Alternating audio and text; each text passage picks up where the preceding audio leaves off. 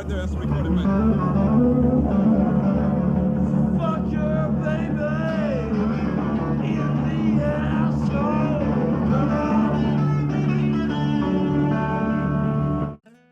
Jim Morrison and Jimi Hendrix are two of the counterculture's most prominent figures, but the two times the pair actually met, it turns out, were completely disastrous, and their personalities could not be more different. Between March 6th and 7, 1968, the two first met during a late-night jam session at the New York club The Scene. Janis Joplin, the leading vocalist of the era, was also present at the club in addition to Hendrix and Morrison. Hendrix was supposed to perform a jam session with Randy Hobbs, Bobby Peterson, and Randy Zehringer, all of whom were members of the McCoys. When the band was playing a bluesier song during the jam, Morrison, who, according to Michael J. Weber, an audience member, was slurring, very stoned, climbed on stage and started shouting things down the mic, like, "Oh wow woo," while holding onto the mic stand for support because he was so drunk. Weber says that Morrison was being very lewd and crude when he allegedly fell to his knees and began to give a mock blowjob on Hendrix, either on purpose or as a result of tripping over. Morrison yelled, "I want to suck your cock," as he wrapped his arms around Hendrix's legs, but the ultra-cool Purple Haze creator didn't seem to be bothered and continued with the jam.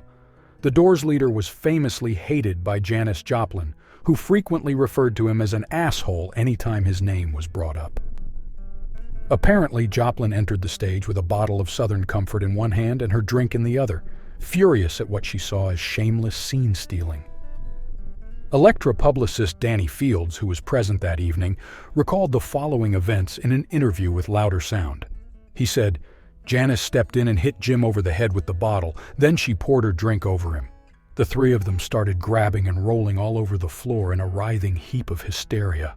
I swear there was like fur flying, like a cloud of dust around them, as if they were in a dry riverbed. They were in a tangle of broken glass, dust, and guitars. A lot of dust and feathers and leathers and satins went flying around." Fields added, "Naturally, it ended up in all three of them being carried out. Morrison was the most seriously hurt. They all had minders and roadies, and there were guys from the club whose job was to help keep order."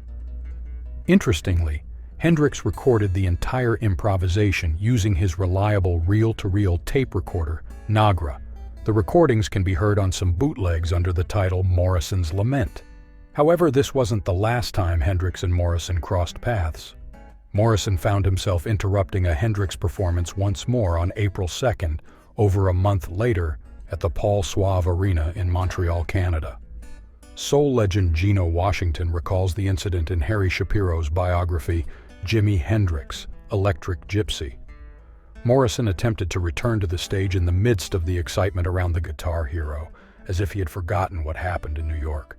Washington recalled, "The place was fucking packed. The people are going apeshit. Jim Morrison is drinking his drink and staggers up to the front of the stage. 'Hey, Jimmy. Jimmy, let me come up and sing, man, and we'll do this shit together.' So Jimmy goes, 'That's okay, fella, I can handle it myself.' And he said, 'Do you know who I am? I'm Jim Morrison of the Doors.' 'Yeah,' said Jimmy, 'I know who you are, and I'm Jimi Hendrix.'